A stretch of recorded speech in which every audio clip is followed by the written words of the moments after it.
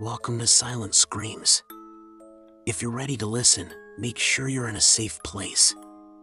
This story, well, it's not for the faint of heart. What you're about to hear isn't just a tale from the dark, it's an experience that might just make you question what's real. It was a typical Friday night in New York City. The hum of traffic and the distant sounds of city life filtered through the small apartment window. Everything was normal, everything was calm. Or, at least, that's what I thought. As I sat on the couch, the dim glow of the TV lighting up my room, I didn't know that tonight would be different. I didn't know I was about to encounter something so strange, so terrifying, that I would never be able to explain it. I had just gotten home from work, tired, wanting nothing more than to unwind. I picked up my remote and turned on the TV, deciding to revisit some old cartoons for nostalgia's sake. It had been a while since I watched SpongeBob SquarePants, the good old days when everything felt simpler. But I didn't expect the episode one chose, Season 3, Episode 4, The Secret of the Flying Dutchman, to be anything but a harmless throwback. I sank into the couch, wrapped in a blanket, and hit play. I remember thinking about how the episode was about that creepy ghost ship, the Flying Dutchman. It was always one of the darker episodes, but I thought nothing of it. I mean, it's just a kid's show, right? But as the episode started, something felt off. At first, it was subtle. A slight flicker of the lights. I shook it off, blaming it on the stormy weather outside. But as the scene played out on screen, a chill settled in the room. My breath, visible in the cold air, came out in sharp bursts. I turned to look at the thermostat, no change in temperature. The heat was still on. So why was the air suddenly so cold? I glanced back at the TV. SpongeBob and Patrick were still in their usual cartoon antics, oblivious to the terror that was starting to seep into my reality. But then, something strange happened. As the Flying Dutchman appeared on screen, my living room lights flickered again, this time more violently. The hum of the old lamp beside me grew louder, then suddenly stopped. The room fell into a complete silence. For a moment, I felt that eerie, unsettling stillness, the kind of quiet that makes your skin crawl, like something was waiting to pounce.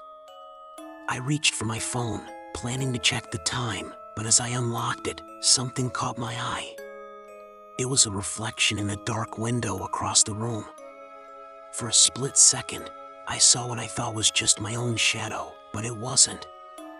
It was taller, more distorted.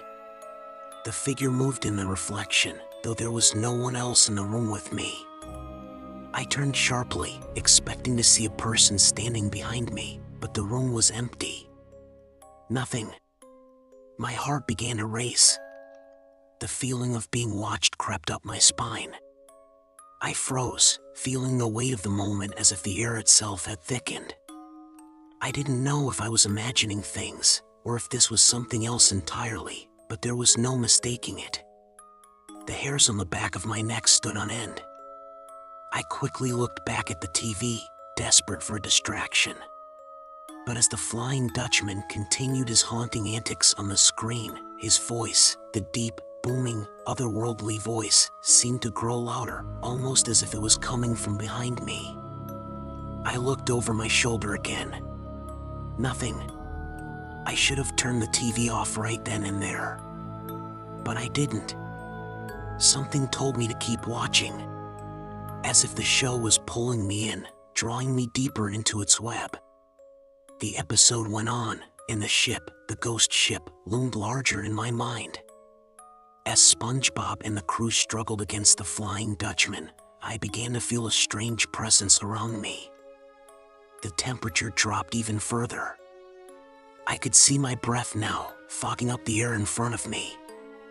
The wind outside howled against the windows, rattling the glass, but it wasn't the storm. It was the room itself. The walls seemed to close in. And then, it happened. The TV went black. Just like that. Silence. I blinked, my heart racing in my chest. The sudden quiet was suffocating, like a weight pressing down on my chest. I sat there for a moment, staring at the screen, waiting for it to flicker back on, but it didn't. I got up to check the plug. Maybe the power had gone out, or the cable was loose. But as I moved to the TV, the lights flickered again. And then, the shadows, they moved. Not in the way they should either. The shadows on the wall, cast by the furniture and the lamp, seemed to grow longer, twisting and curling into unnatural shapes. My heart was in my throat as I watched the shadows stretch across the room. I reached for the remote, my hands shaking. When I hit the power button, the TV flashed back to life, but what I saw on the screen made me freeze in place. It wasn't SpongeBob anymore. The episode had ended, but the screen showed something else, something unexplainable. The ghost ship, the Flying Dutchman, was staring back at me. His eyes were wide, glowing with an unnatural light. And for a moment, I could have sworn his gaze wasn't directed at the screen. It was as though he was staring directly at me, through the screen, into my soul. I stumbled back, gasping for air, my mind reeling. This wasn't possible. This couldn't be happening. I quickly turned the TV off again, but the silence that followed was just as haunting. As I stood there, trying to process what I'd just seen, I heard a noise behind me. It was faint at first, just the softest creak. But it grew louder. A dragging sound, like something was being pulled across the floor, right behind me. I turned around so fast I almost fell. The apartment was empty, but the noise, it continued. Step by step. Something was walking. Slowly. Deliberately. I backed away, panic rising in my chest. I wanted to scream, but the air felt thick, like I couldn't draw in a full breath. And then I saw it. In the corner of the room, where the shadows seemed darkest, there was a figure. Tall. Ghostly. Transparent, like a mist, but solid enough to cast a shadow. I froze. My eyes locked onto it, my heart pounding in my ears. The figure didn't move, just stared at me with those hollow eyes. The same eyes I had seen on the Flying Dutchman's face on the TV screen. I could hear my pulse in my throat as I stood there, unable to move. The figure was closer now, right in the center of the room, but it didn't make a sound. It just stood there, watching me. I couldn't breathe. And then, crash, a loud bang came from the other side of the room, pulling me from my trance. I spun around, terrified. The room was still empty. Everything was in place. But the sound, the bang, sounded like it came from behind the wall. I ran to the door, my legs weak and shaking beneath me. I reached for the handle, but before I could open it, I felt something cold brush against my back. It wasn't the wind. It was a presence, a touch star. A cold hand. And as I turned to face it, I saw nothing. The room was still.